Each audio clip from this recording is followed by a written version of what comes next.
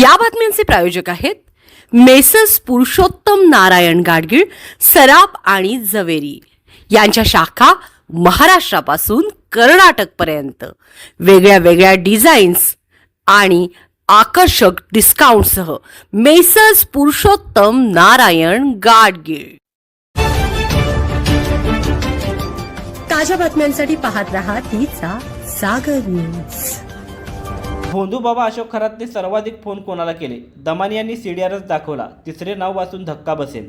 भोंदूबाबा अशोक खरात सोबतच्या नेत्यांच्या लागेबंदावरून राजकारण तापलं असताना सामाजिक कार्यकर्त्या अंजली दमानी यांना थेट खरातच्या फोनचा सीडीआर मिळाला आहे। खरातच्या कॉल डिटेल रेकॉर्डची ही कॉपी त्यांना व्हॉट्सअप ॲपवर मिळाल्याचं त्यांचं म्हणणं आहे, ज्यानंतर त्यांनी ही कॉपी तात्काळ मुख्यमंत्री, डीजी आणि एसआयटी प्रमुख तेजस्वी सातपुते यांना पाठवली आहे। अंजली दमानी यांना मिळालेल्या या खरातच्या फोन रेकॉर्ड्समधून तो अनेक नेत्यांच्या संपर्कात असल्याचा दावा करण्यात आला आहे, ज्यात रुपाली चाकणकर, केसरकर यांच्यासोबतच उपमुख्यमंत्री एकनाथ शिंदे, चंद्रकांत पाटील, सुनील तटकरेंशीही खरातचं संभाषण झाल्याचं सांगण्यात येत आहे। नेमका खरातच्या या कथित सीडीआरमधून काय समोर आलं आहे जाणून घेऊया। रुपाली चाकणकर यांनी म्हटलं होतं की अशोक खरात हे माझे गुरु आहेत, त्यांच्याबद्दल मला काही माहिती नाही, आमचे फक्त कौटुंबिक संबंध आहेत। मात्र सीडीआरमधून समोर आलेल्या माहितीनुसार रुपाली चाकणकर आणि अशोक खरात यांच्यात 177 फोन कॉल झालेले आहेत। त्याचप्रमाणे त्यांच्या बहीण प्रतिभा चाकणकर यांचे अशोक खरात यांच्याशी 236 कॉल झालेले आहेत, अशी माहिती अंजली दमानिया यांनी दिली आहे। आत्तापर्यंत आपण उपमुख्यमंत्री एकनाथ शिंदे यांच्याबद्दल फक्त ऐकले होते, मात्र सीडीआरनुसार त्यांचेही अशोक खरात याच्याशी 17 कॉल झालेले आहेत। या 17 कॉलपैकी 10 इनकमिंग आणि 7 आउटगोईंग कॉल आहेत। सर्वाधिक संभाषण 21 मिनिटांचे झालेले आहे। जर उपमुख्यमंत्री एकनाथ शिंदे अशा व्यक्तीशी 17 वेळा बोलत असतील तर ते कशासाठी झाले याचे उत्तर त्यांनी देणे गरजेचे आहे, असं अंजली दमानिया म्हणाले आहेत। तसंच भाजपचे चंद्रकांत पाटील यांनी अशोक खरात यांना 8 फोन कॉल केले आहेत। राष्ट्रवादीचे सुनील तटकरे यांनीही 8 कॉल केले आहेत आणि भाजपचे आशिष शेलार यांचाही 1 कॉल त्यांना गेलेला आहे।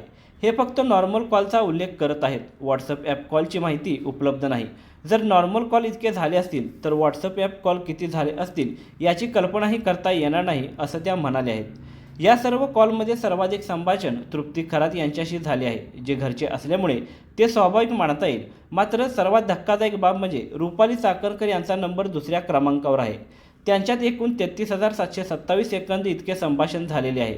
इतका वेळ कोणत्याही गुरुशी कोणी बोलत नाही, त्यामुळे रुपाली चाकणकर आणि अशोक खरात यांच्यात नेमके काय संभाषण झाले याची सखोल चौकशी होणे आवश्यक आहे, अशी मागणी त्यांनी केली आहे।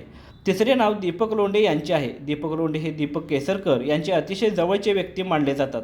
त्यांच्या आणि अशोक खरात यांच्यात 190 कॉल झालेले आहेत आणि एकूण 30,529 सेकंद संभाषण झालेले आहे, असंही त्यांनी सांगितलं। यापेक्षा धक्कादायक बाब म्हणजे अशोक खरात यांना राज्याबाहेरूनच नव्हे तर परदेशातूनही कॉल येत होते। कतार, UAE, ऑस्ट्रेलिया आणि ओमान अशा देशांमधूनही त्यांना फोन येत होते।